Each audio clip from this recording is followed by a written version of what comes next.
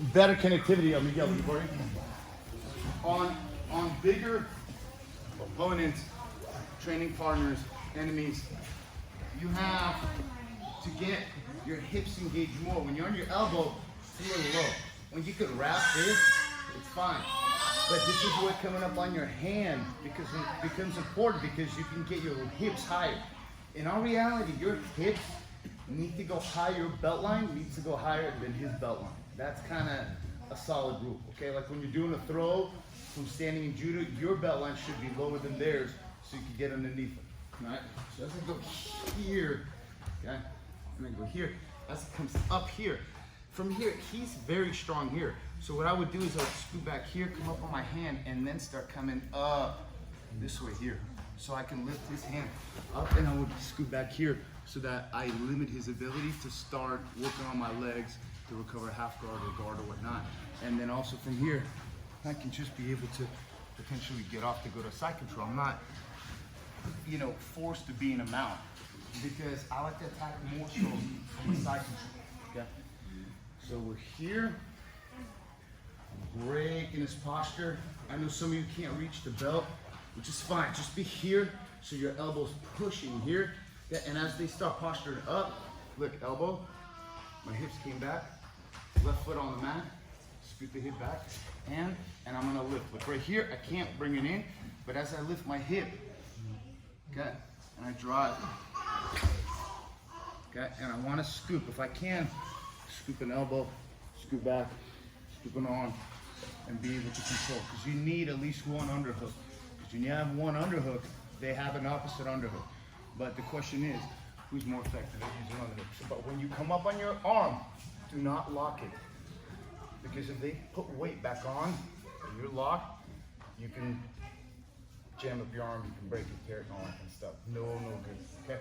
So as long as it's bent a little bit, there's too much weight pushing back into you, because it's not gonna just sit there. You learn it's a timing thing.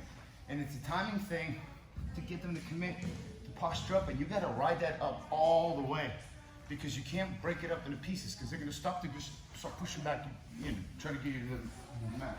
So look, from here, he starts posturing up here, he feels right here, he pushes me down to the mat. Push me down. Okay, fine, I recover guard, maybe start attacking this. Okay, I'm fine. But he felt me starting to engage, okay? So you'll get that because remember one thing. You know, and I get a little, oh, well, this wouldn't work. Well, certain techniques don't work if you don't do them right. Certain techniques don't work correctly if you don't execute them at the proper timing, okay? So it's not only executing a technique correctly, it's also executing a technique at the right time. And this is why I tell you, be the locksmith. You have a key, and then a keyhole is gonna present itself. So there's gonna be three. You're gonna have the wrong key for the wrong hole, okay? Because if he's posturing up in that way, and I use a guard pass key when he's doing that, wrong key, wrong hole, not gonna work, okay? So I'm either gonna have the wrong key for the wrong hole, I'm either gonna have a key that fits this keyhole that opens and then closes and changes, or I'm gonna have a couple keys already available because I anticipate there's gonna be these potential keyholes. So I don't need to search or fumble for a key or go to the store and have it rekeyed to stick it in the keyhole. I am the locksmith because you don't want to be that janitor in high school that has all those keys and then you're like, hey, what's the key to that? Well, it's that silver one with the blue and red dot. Like, yeah, like 100 of them, you know what I mean? But that's kind of how your jiu-jitsu looks in the beginning, okay? So, but in reality, you have a key and it doesn't even have teeth on it, okay? And it doesn't go anywhere except maybe a key lock, get it? You know what I mean? So, you got it. So now come up on your arm, okay? So we're here, okay? I'm breaking his posture here and I'm really breaking it so it's here. Okay? And you really got to commit to it because for him, let me get how much you weigh? 230. Sure. 230. Okay, that means like 245. Okay, it's not gonna be easy, and he outweighs me by about 40 pounds. Okay, so you have to make sure that your timing is right and the technique is right. Okay, because if I try to pass his guard while I'm on the bottom, it'd be weird and it wouldn't work. Okay, get it?